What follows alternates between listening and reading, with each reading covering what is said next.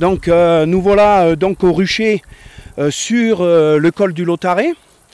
Nos abeilles sont ici depuis maintenant un bon mois. Écoutez, on peut voir dans quel cadre se trouve notre rucher. Et les abeilles peuvent enfin butiner quelque chose de fantastique en termes de qualité et d'organoleptique. Donc là, on va pouvoir procéder à différentes explications à partir de l'ouverture d'une ruche, où c'est qu'on va pénétrer vraiment dans la vie d'une ruche. Parce que la ruche ne vit qu'en colonie et il faut en connaître tous les mécanismes de façon à ce que la ruche se porte le mieux possible, tant au niveau sanitaire qu'au niveau de la population, puisque une ruche bien peuplée fera beaucoup plus de miel et hivernera beaucoup mieux qu'une ruche en n'ayant que 20 ou 25 000 abeilles. Voilà donc une petite précision supplémentaire. Nous avons ici, et notamment sur ma gauche, une ruche que j'évalue à peu près à 70-80 000 abeilles. Et c'est les raisons pour lesquelles vous voyez que cette ruche est munie de 5 hausses.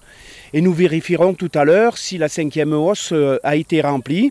Depuis une petite semaine, nous avons procédé avec ma collègue à une visite technique justement pour suivre l'évolution de la mielée. On aperçoit sur la droite de la ruche pas mal d'abeilles qui rentrent avec les plots de pollen. Alors à savoir que le pollen sert à l'élevage des futures abeilles. Donc ça veut dire qu'à l'intérieur, vous avez plusieurs catégories d'abeilles, dont les nourrices qui, elles, sont chargées de nourrir le couvain de façon à ce que, à partir de l'œuf déposé par la reine, suivent le cours de leur vie jusqu'à l'insecte parfait, c'est-à-dire 22-23 jours plus tard, il y aura l'insecte parfait qui va donc éclore de sa cellule et devenir une abeille à part entière qui, elle, va venir renforcer la population donc de nos ruches.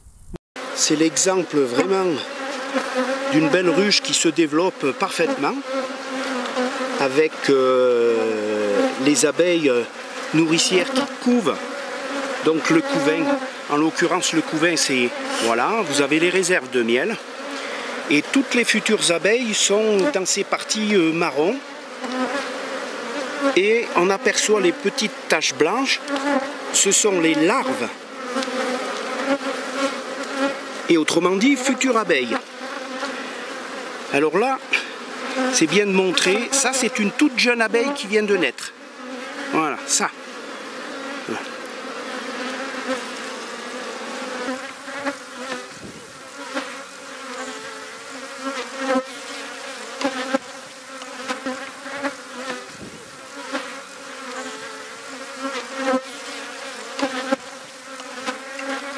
C'est la première partie où le miel a atteint le taux de 18% d'humidité, donc les abeilles operculent.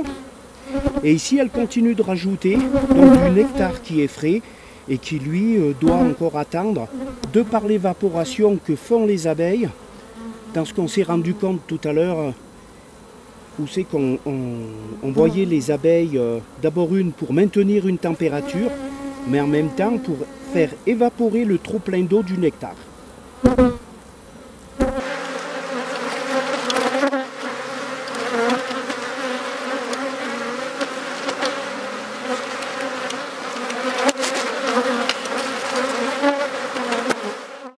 C'est un essaim de ce printemps, du mois de mai, et on voit que malgré tout, on lui a déposé une hausse.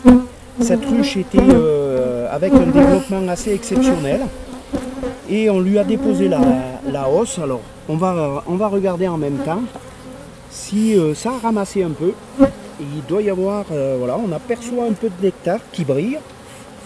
Voilà.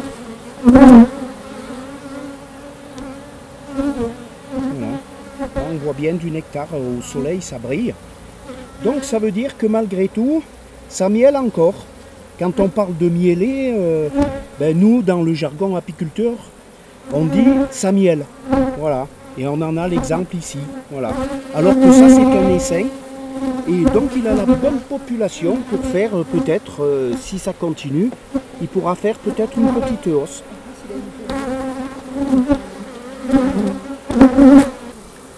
On est en présence de la ruche leader, où on lui a déposé une 5e hausse qui apparemment, en tout cas, ça n'a pas produit ou très peu. On voit très peu de nectar, alors que dessous c'est bien plein. Alors les grosses ruches, c'est bien et c'est mal. C'est bien parce que, à condition d'avoir la population donc pour aller chercher le nectar à travers les butineuses, et parfois c'est un peu l'inconvénient lorsque la mielée n'est pas très puissante, il faut que les abeilles se nourrissent également. Et donc à savoir que ce qui est mis ici dans les hausses est le surplus de ce que les abeilles ne consomment pas. Voilà. Ça veut dire que cette grosse ruche, donc, ça a un peu mielé, mais pas suffisamment pour qu'elle remplisse cette 5e hausse. Et on ne sait pas si la saison va lui permettre de le faire. Donc on prend toujours la précaution, hein. Avant d'ouvrir une ruche, on met toujours un petit peu de fumée pour que l'apiculteur en fait s'annonce comme quoi on va pénétrer dans leur habitat. Voilà.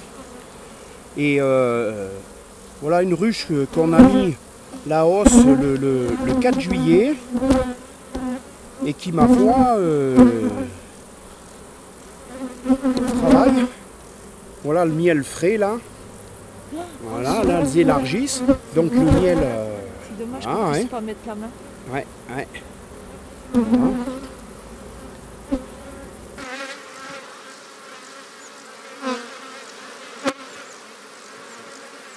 On a procédé un petit peu à quelques ouvertures de ruches pour voir à quel point en était, en tout cas, le développement et notamment des quelques essaims que nous avons montés en montagne. Et puis je crois qu'on ne peut pas conclure cette belle journée, cette belle sortie, en tout cas sur le rucher du Lautaret, sans évoquer évidemment la disparition donc malheureusement des abeilles.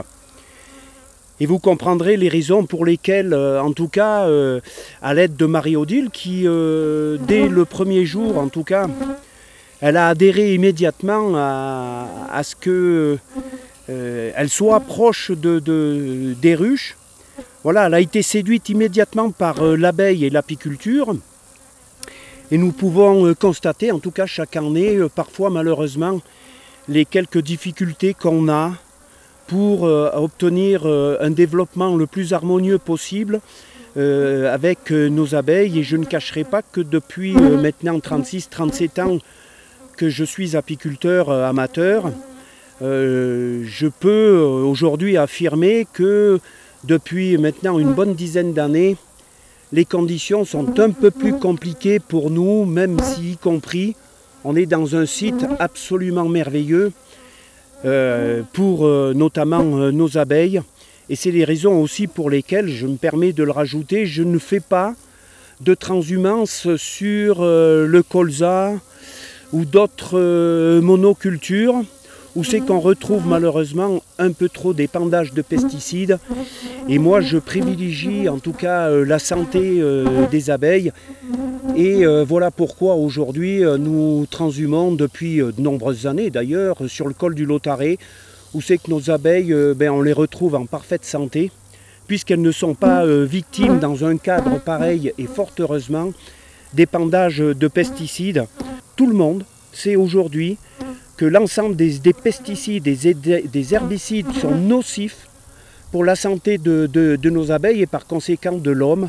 Donc soyez vigilants sur les produits en tout cas que vous utilisez.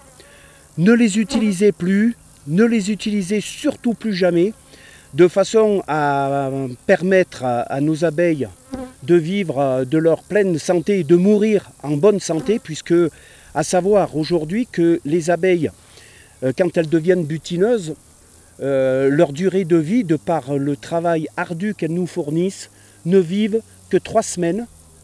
3 semaines à la place de 6 mois pour les abeilles d'hiver. Donc les abeilles qui naissent à l'automne vont-elles permettre à la reine d'avoir suffisamment d'abeilles pour relancer le couvain et la ponte pour la saison d'après, ça veut dire que pour le printemps d'après. Donc il faut que nos abeilles puissent avoir les provisions nécessaires, la population nécessaire pour que l'année qui suive, on puisse avoir un développement harmonieux. Voilà, j'en appelle à la conscience de chacun d'entre nous en tout cas. Merci.